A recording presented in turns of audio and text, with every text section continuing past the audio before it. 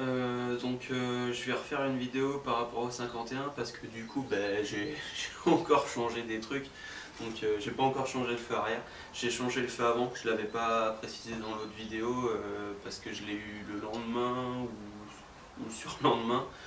Du coup c'était dans un autre pièce qu'on a acheté à JCP2, donc, qui est sur notre groupe Mobilette de la Nouvelle-Aquitaine.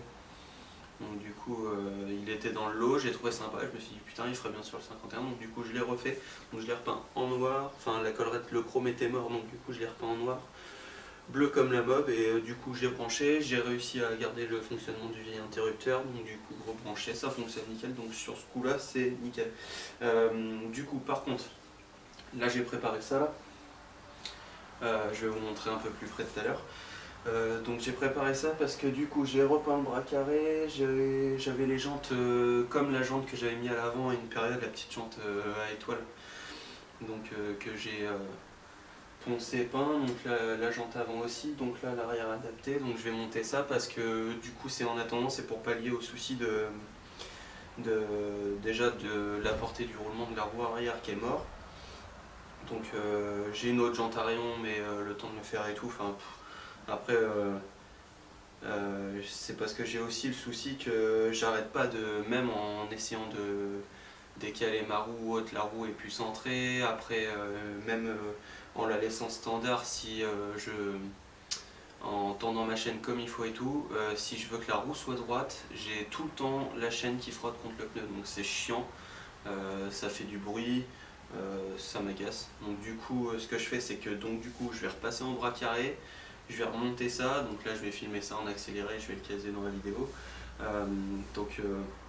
Je repasse en bras carré, jante à étoile, du coup couronne 60, faut que je vois si ma chaîne va être assez longue, je sais pas. Donc couronne 60, comme ça du coup j'ai plus le souci aussi des cale-pieds, j'avais acheté les cale-pieds sur la bécannerie, cale-pied gris là, je vous ferai un plan un peu plus rapproché, que j'avais mis sur le 51. Le truc c'est que c'est de l'alu, du coup c'est une vis BTR et après il y a une contre-vis de 10 pour le bloquer, et si on serre un petit peu trop fort le contre-écrou, ça arrache carrément la vis BTR du cale-pied, ce qui fait que mon cale-pied ne tient plus, donc là j'en ai mis un autre sur ce côté là, mais c'est chiant. Donc du coup j'ai les cale-pieds directement sur le bras carré, donc je vais repasser sur ça.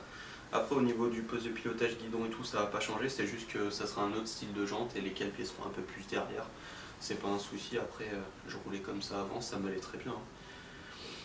Donc je vais repasser comme ça, et puis c'est tout. Donc là je vais filmer ça, je vais mettre un petit peu en accéléré avec une petite musique et puis voilà.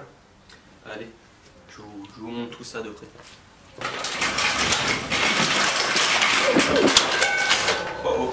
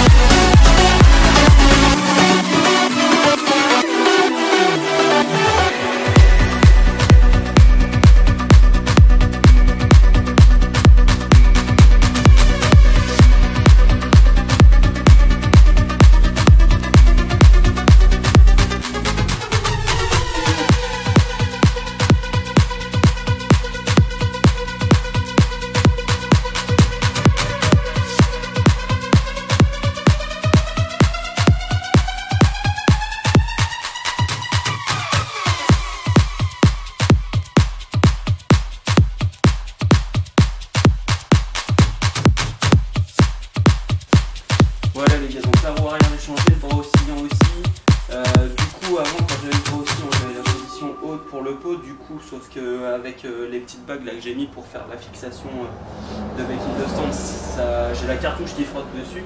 Du coup, je l'ai mis en bas, mais de toute façon, la mob est quand même plus haute qu'avec les jantes Arion. Enfin, c'est surtout dû au bras rond parce que le bras rond, du coup, était légèrement plus droit et donc la mob plus basse. Sûrement dû, je sais plus, ouais, par rapport aux fixations d'amortisseurs qui sont plus loin derrière. Donc voilà, donc j'ai été essayé, ça fonctionne nickel. Avec la courante 60, j'ai une bonne patate. Je perds un petit peu en pointe, mais bon, après on va remédier ça, sûrement lui coller un kit. Du coup, c'est largement plus pratique avec le truc parce qu'avec les cale-pieds ici, j'étais obligé de sortir le pied du cale-pied pour appuyer sur la pédale lanceur, alors que là j'avais fait ce montage là à la base pour le bras carré parce que du coup quand ça monte, ça vient sous la pointe de mon pied, j'ai juste à appuyer, donc c'est nickel.